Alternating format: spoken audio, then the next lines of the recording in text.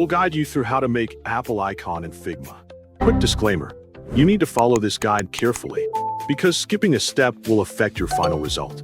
If this guide helpful, don't forget to like and subscribe. First, open the Windows Start menu on your desktop and search for Google Chrome, using the taskbar search feature. Once the browser appears, open the Google Chrome application. In the address bar, enter Figma and select the official Figma website from the search results. Before continuing, ensure that you're already logged into your Figma account. For this tutorial, start a new project by clicking plus design. After the file opens, the edit page of your project will appear. Press O on your keyboard to activate the circle tool. Then click and drag while holding the Shift key to create a perfect circle. Remove the fill from the circle and add a stroke instead. Next, duplicate the circle by pressing Ctrl+D. Then move the duplicated circle slightly. Select both circles and press Ctrl+E to combine them into one component. Double-click the component to enter editing mode. Then draw a horizontal line across the center.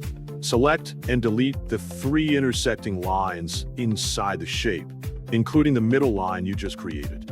Next, select the 3 points at the bottom of the shape and move them until the outline resembles the body of an apple.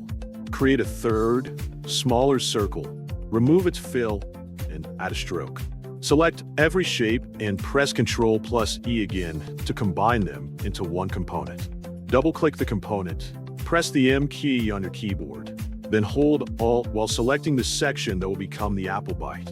Delete that area, then use the Bin tool to smooth and refine the top and bottom curves.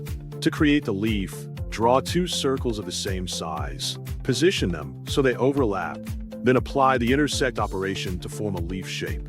Place the leaf at the top of the apple. Finally, change every layer's fill color to black.